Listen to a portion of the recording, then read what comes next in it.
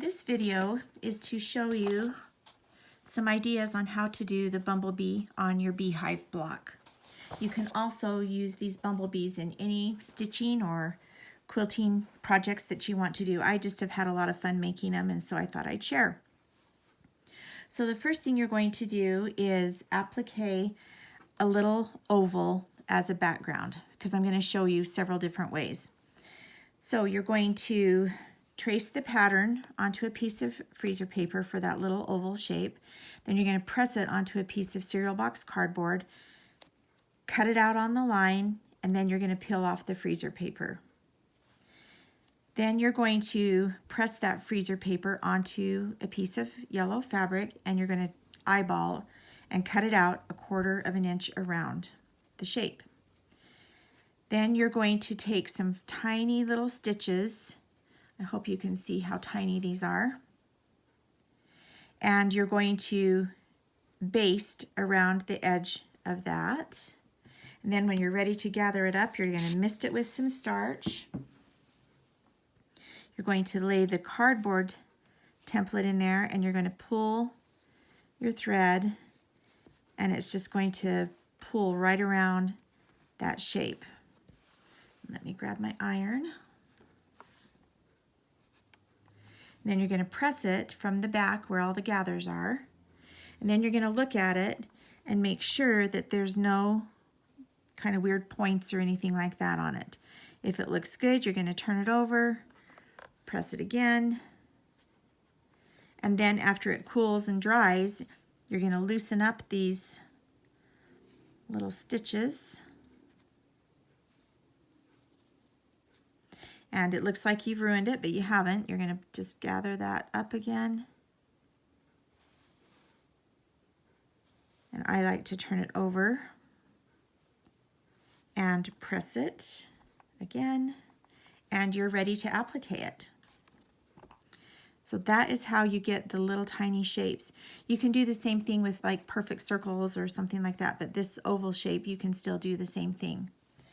So then you're going to applique the little circle onto your background. And I've got 4 different ways to do the stripes for you today. So we're going to start with this one right here. So this one is couched stripes. And you're going to take a size 5. I think that's the right size. Yes, size 5. Pearl cotton, and you're going to do 2 stripes just across the beehive. You can see that there are, can you see this good? Let's get it right in the middle. Okay, there we go. So you're going to do 2 separate stripes. I hope you can see that. And just go up and down and then up and down and around it twice. Then with the same thread, you're going to come up kind of behind and to the side of the stitching. You don't want to catch any of that thread that's your called laying thread. And then this is your top thread here. And you're going to go right across that stripe and do kind of a little staple stitch across it. And then you're going to do several of those stitches across the stripe. So you can do the stitches about every 1/8 of an inch or so. And that's what attaches those threads onto the background, because the laying threads aren't very secure, but doing the couching stitch on top of it makes it nice and secure. Now I'm just doing a straight stitch across here, but if you wanted to, you could do a little X or 2 stitches right in a row. I think it'd be cute to even do a gold stitch. Try that. That matches your yellow background. Any way that you want to. You don't have to use the same thread that you did as your laying threads. You can do a contrasting thread or a different weight of thread. I just did the same one because it's the easiest. So that's a cute little stripe for a bumblebee. Okay, I'm going to tie and cut this thread off. Whoops.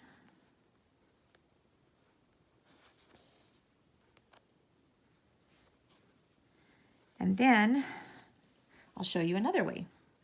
So if you're wondering, if you don't know any of these stitches, you can go onto my blog, which is underthegardenmoonblog.com, and there's stitch tutorials. So you would, they're in alphabetical order, and you would just look at the couching one to get more tips on how to do that.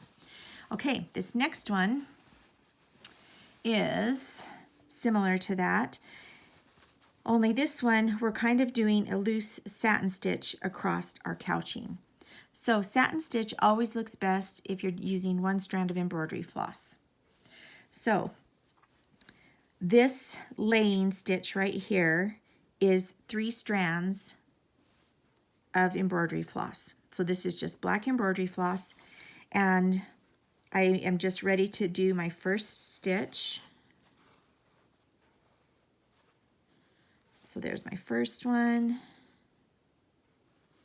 And then you would just do 3 more stitches right next to each other so that they're kind of on top and layered. And that just thickens your base. So you can do satin stitch without any base, but it goes much faster if you go over the top of some existing threads. Okay, oh, I shouldn't have come up. I'm just going to go right back down because I'm going to show you how to couch, or how to do that satin stitch. Okay, so now you're just going to come up, and I go a little bit outside because I hope that you can see that these little stitches are uneven, and some of them poke out a little bit further, and they're not right exactly next to each other. So you want to have this little 1 strand of embroidery floss show up as little tiny, they look almost little fuzzy, like the little hairs on the bee. And then I can see that I need to go back here to the beginning of my line and add one out here. And so you can go kind of back and forth and fill in. If you don't like the way it looks, you can fill in and add more. And so this is satin stitching across some laid threads. And so you may think that this would take more time, but it's pretty quick. And it's easy to get it looking the way you want. So that is how you would satin stitch across some lines. And remember to use 1 strand of embroidery floss. Okay, so these antennas, let's talk about them and the wings for just a second. So this one has 1 strand, and those are just straight stitches. And then the wing is just straight stitches also. So I want to do another little double wing. So I am going to come up just a little bit to the back, and I'm going to come out here at a different angle, and I want to make kind of a kite shaped wing. So there's my first side. Let's see, let's make it up here a little bit.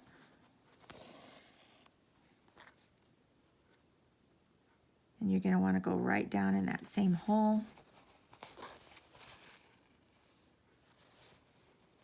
And then I'm going to come up from here. The hardest part is really finding the same holes. And then I'm going to just form the 4th side of that little wing. And so see how this is kind of kite shaped, diamond shaped, and then the little one is diamond shaped also. And 1 strand of embroidery floss seems to work the best. Okay, we're going to skip down now to the bee trail. I always like to put a stinger on my bees, so I just do 1 little straight stitch coming out of the back end so that it kind of has a little stinger. So you're going to go out just a little ways from the stinger, and you're going to do a running stitch. And you can do a curved running stitch by just manipulating the fabric a little bit. And then you want to pull it nice and flat. So see how you can kind of curve it? Or if you want, you know, like a longer flat area, you just take more stitches.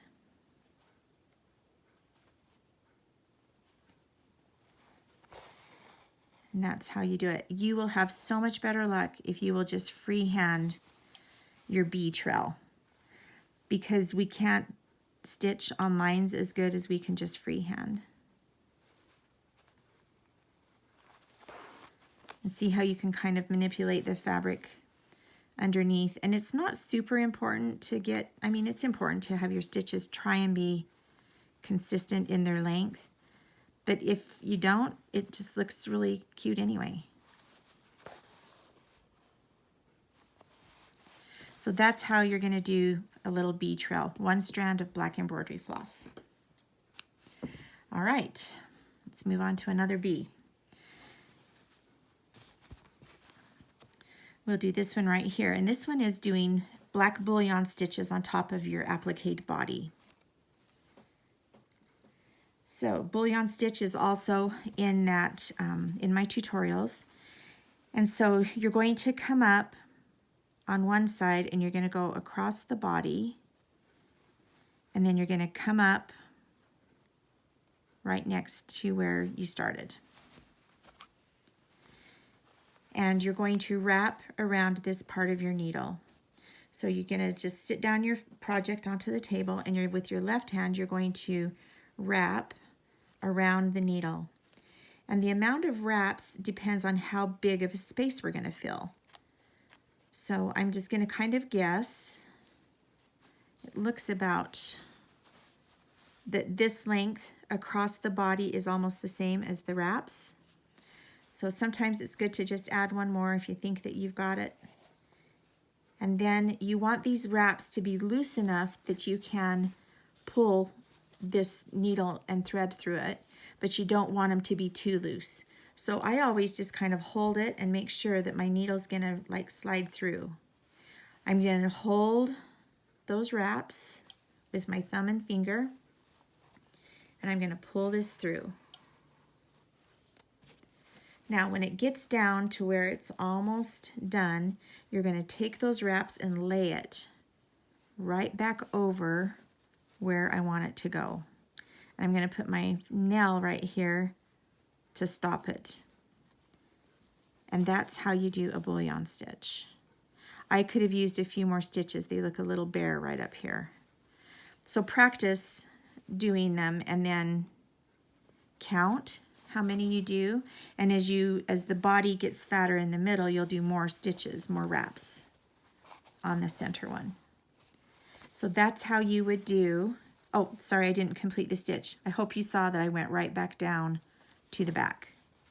So this is really best for you to practice this stitch. It's not hard, but it does take some practice just to get the feel of it. So I'll do one more.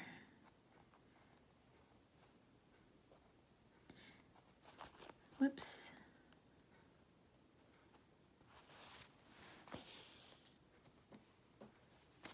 All right, so I came up. I'm going to go across and then back up. I formed a circle with my thread, so it comes out and around.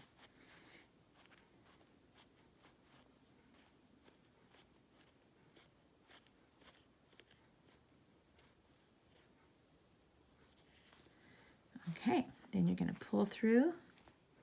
This is a size 8 pearl cotton with a size 3 milliner needle. And that is one thing I need to mention.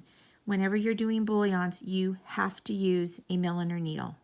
If you don't have one, you will not have success. So this is a size 3 with a size 3 needle with a size 8 thread. And so I would probably do 5 stripes across there, and that's how you do a bullion bee.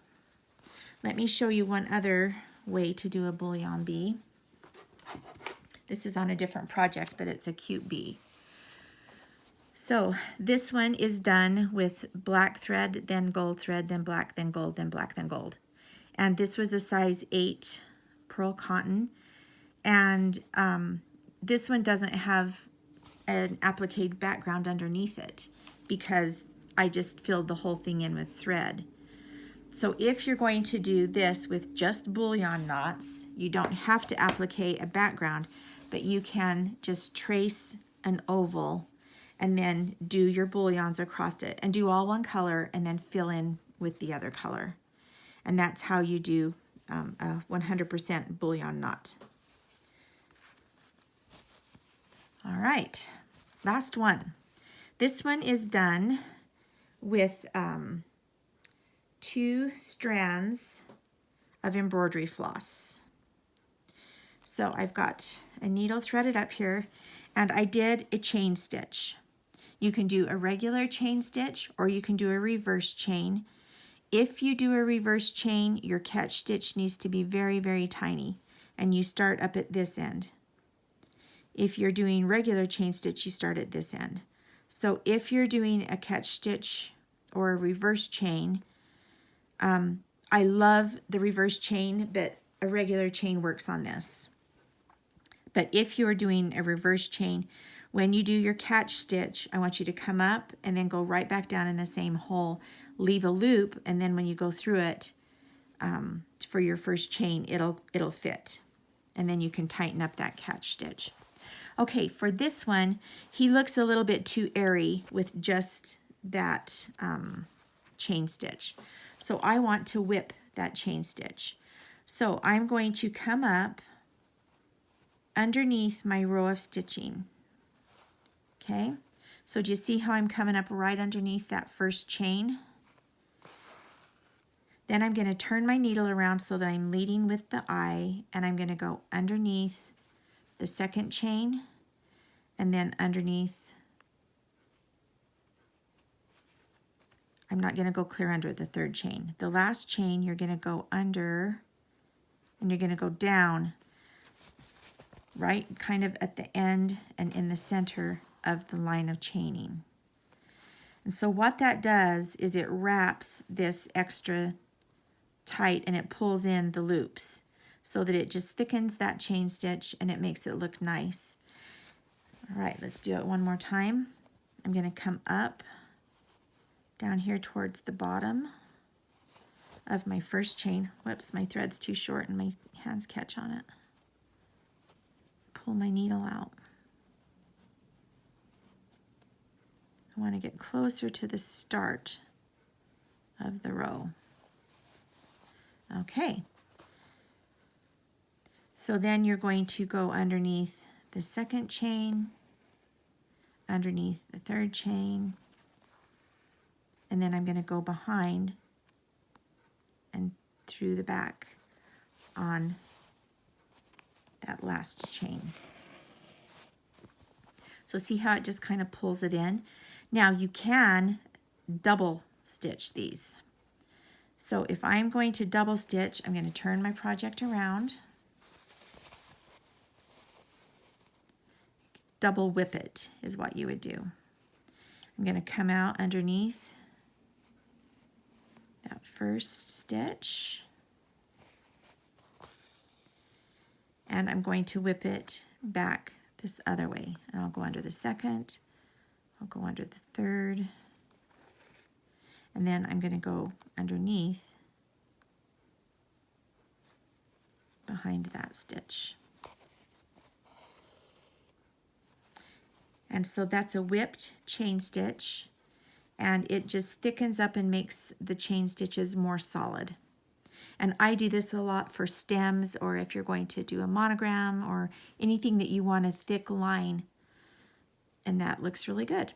Notice that the chain stitches are very small because you want as many whips in it as you can.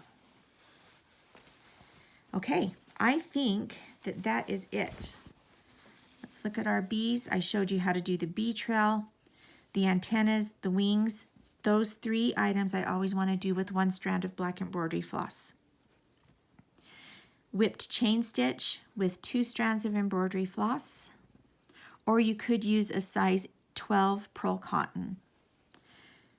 This one was couched and I used a size 5 pearl cotton, and this one was a bullion knot and that